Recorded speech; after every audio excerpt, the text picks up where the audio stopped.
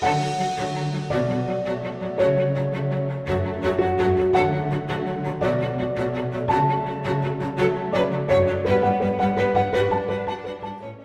everyone to our virtual Sundance ASCAP Music Café in this special festival edition of ASCAP Screen Time. I'm thrilled to be joined by Saul Williams and Anisia Uzeyman, a husband and wife team and the creators behind a wildly creative and stunning new film, Neptune Frost. Welcome, Saul and Anisia. Thank you. Thank you. Thank you very much. I know this project has been, the rollout of this project, this film has been long in the making. But could you just tell us a little bit about the genesis of Neptune Frost? Sure. Well, actually, Neptune Frost conceptually began when Anisia and I were working as actors in Senegal on a film called Tay, directed by Alain Gomis. And that was in 2011, I think. And yeah.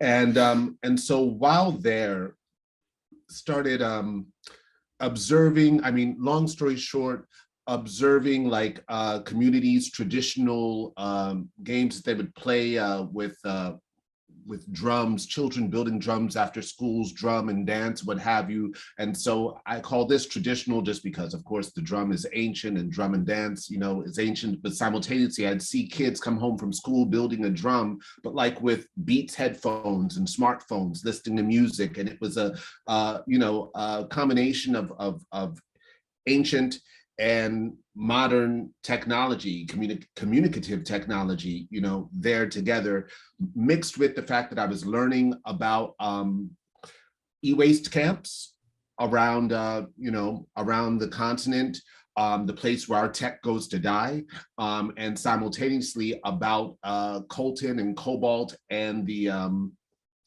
and all of the precious minerals that are mined and sourced from many of these same places where near these waste camps where our tech goes to live. Coltan and cobalt is essentially responsible for circulating power through circuitry boards. They're alive in our smartphones, cell phones, and our drones, and so much of our technological equipment. And the idea that came about was essentially, how is it that so much of our technological advancement is based on this sort of analog exploitation? And the idea was kind of born from there. That's the shortest answer I can. Coltan as cotton, right? That's the first song in the film, who is based on that. Based on the idea of that exploitation. Coltan is cotton, and from there, that was kind of like a poem manifesto that directed the writing of the music. A lot of the script came out of the music, so I wrote a lot of this music first, and yeah. Did you see it? Did you always see it as a film, ultimately a film? Because I know it had different iterations along the way. Always saw it as a musical. Okay. It was always a musical. However, when it was born, I was thinking of it as a musical for the stage, along with being a graphic novel. It still is a graphic novel that'll come out soon. Mm-hmm. But when we met with producers, they encouraged us to think of it as a film because they thought it would be cheaper than trying to do something for Broadway. Right. I saw somewhere the film was described as having hacked the conventions of movie making. Can you explain what you think that might mean?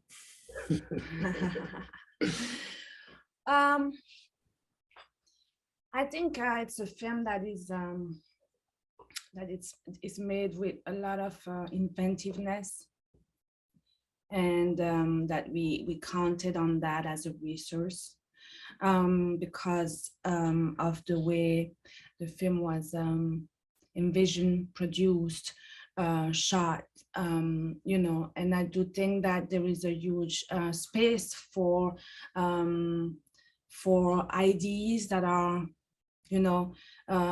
out of the box, because we needed them. We needed them in order to be able to make the movie. And so I think the fact that you know, that it's poetry, that it's that comes from an origin, that has an origin in poetry and the music and the science fiction element. I think all those elements are very fertile in in the invention of new I mean of yeah, codes and breaking codes, and how do you escape the exploration with that. I mean, you know, there's a lot of ways in which we could answer this, right? I mean, how we found the money to do this film, how we you know, ended up building the set, and which meant sourcing recycled computer parts, how we ended up building the cinema gear, because there's no cinema rental place that we could turn to in Rwanda. How every aspect of this has been a sort of exploration for us. Not only that, but also, you know, there are no Hollywood stars in this film. Right. We chose to do the film in Kinyarwanda. Yeah, it's fresh at every corner, right? It's first film, and first script, and also I don't know, I think the we kind of had to hack the process to get this thing done on the scale that we wanted it done. Right. Because it was that too. I think there was, you know, if we did it in a lesser quality version, maybe that would be maybe that was expected, or maybe you know, I don't know. But when you show up at a film festival like Cannes or Sundance or wherever, and you make this film, and all the distributors and all the production companies and all the country finances are like, I didn't hear this film was being made. Who gave you the money for this? Right. Is already, that's what brings part of those questions, like, you know, like, this is out of the blue. Did you fund this? Who funded it? How did this? How, you know, all of that is kind of stuff that's been associated with this film, just because it's beautiful. You know, Anisia co-directed and shot it. You know, she's DP as well. And the images, I haven't seen anyone walk away from this film without talking about the images, and then there's also the landscape. You know, Rwanda is a star in the film as well. It is. And people have not really seen this country, this landscape like that. Yeah, like that. Like that. Yeah. Wonderful. I think the hat comes also. It was a wonderful opportunity to be projected into a future, into a world that you could build on that land, because suddenly you can show all that side that is fantastic, that is otherworldly, you know. Yeah, that's an exploration beyond expectation, right? Right. So with elements of this, you know, ancient land and this, you know, futuristic technology laden environment, what was the role that music played in the telling of the story? Like, how did you actually use music to you know, to elevate the story throughout the process? So the first thing, you know, a lot of science fiction writers talk about, and fantasy writers talk about world building. And I chose to approach world building first with sound. So the thing that was most important to me before anything was finding, you know, the bass sounds, the drone sounds, the synth sounds, the subs, the all of the feel of Digitaria, which is where our story, the majority of our story takes place, of that world. It's the first thing that I attempted to establish, was the sound of that world. once I found the sound, I was able to begin to put words on it. From putting words, I was able to actually start to conceptualize the characters. I pulled the characters out of the music, the story out of the music, all of these things. I really went at it music first, knowing what I was doing, but really went at it music first. So music helped shape it. And then the other thing that we had was that because we approached it this way, we were able to use that music on set. So a lot of the film is shot with playback going, so that the actors and choreography. It was a very choreographed set, very much so. So music, we had cues because based on the music. Based on the music, we knew sometimes that at the second, what was needed, and and then I saw the full process of the music, coming to life, and I know that some of the songs or some of the moments are really like the matrix of the story and of the characters. So it gives also the mood, the color, all of those things are contained in those moments, and I saw them, be born. And it's true that the story is really it's circulating around. It's really that. All the pivotal moments in the film are actually at breakthrough moments that we had musically, or all of them, right? They're all connected to it, very, very closely. And we worked with also worked with a number of musicians, friends who helped out, along with Blake Lee, our sound designer. We were able to build beforehand and talk beforehand so that he could help our recording engineer, Eugene Safali in Rwanda, so that we would have everything recorded right. But then our sound engineer, Blake Lee, was a great help after we got back with everything and stitching together and then helping us build out this world, making sense of the real sound and the music. And then the other thing was that as a composer for the film, I wasn't afraid to ask for help, right? And so there were, there are cast members that helped, one, translate the lyrics, okay? Because these songs were written in English and they had to be translated into Kinyarwanda and Kirundi. And so we worked with extraordinary poets and musicians in really finding great translations. That's Eric Wanki, Kivumbi, Kaya, Cecile Kariegba, who's an extraordinary Rwandan musician and poet. And then after putting the film together, I still felt there were some emotional moments in the film that could be highlighted. And I approached Ted Hearn, who then came to the score and added a few additional elements to the score. And before that happened, while creating some of the sounds, I had approached Christian Scott and Ganja Sufi,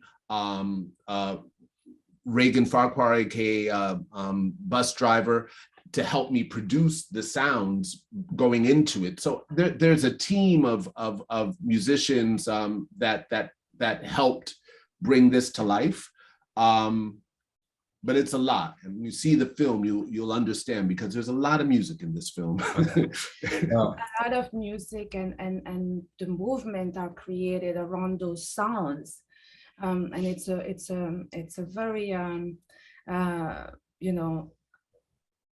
a very emotional music too. So it also carries the emotions and push the storytelling forward.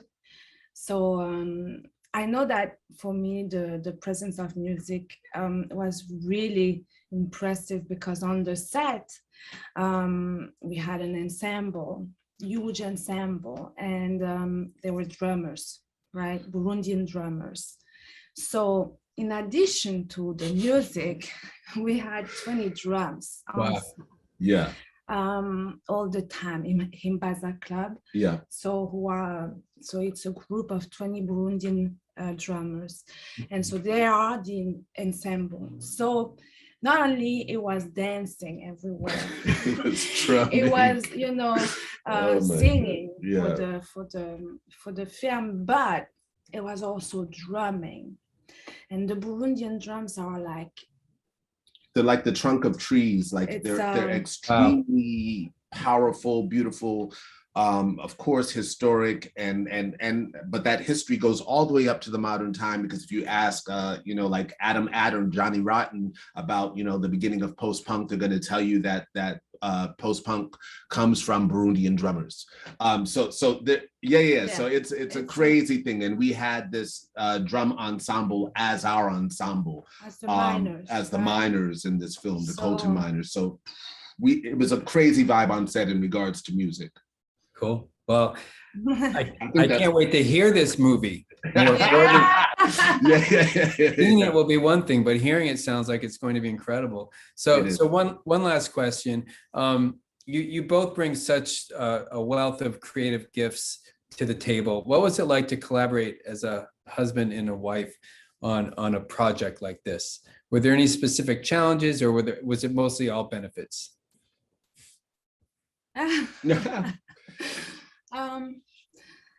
You know, I don't know. I don't know. I think it's like any collaborations. It's a question of synergy, and I think that's how how we are. It's just I mean, yeah, I mean, I would say it was all plus. The bouncing of ideas. It's wonderful to have a creative imagination that you trust to be able to bounce ideas with. Right. It's wonderful to be able to share space and ideas and ideology and all of this stuff, and to push back and forth and find, you know, to hone something, you know, really strong out of that. And I also think, well, part of the birth of this project was in the sense of wanting to find something that we could do together. And there came a part also where, you know, Anisia will tell you that I insisted that she shoot the film as the DP. Right. But yeah, it's a very organic thing, though. Yeah. It is that in this medium, we very much complete each other and make each other grow, I think, and we trust also each other. So then after that, it's a question of also holding up together. You know, I think you are stronger when you are, you know, more than one. So yeah, the only weirdness I would say to this is a pandemic that, you know, that makes you stay at your house for editing, for everything, and now for the festival. So we're just like, okay. Yeah. But otherwise, you know, you have to understand, this film would not have happened without our union. I would have no business in Rwanda, for example, without Anisia. The way that this story is born from our dialogue, our conversations, it's born out of us in so many ways. So yeah, it's organic. Yeah. Great. It's not something we overthink. Yeah. Well, thank you, Saul and Anisia, for sharing your time and this story with us. It sounds like an incredible film, and I hope so many people around the world get to see Neptune Frost.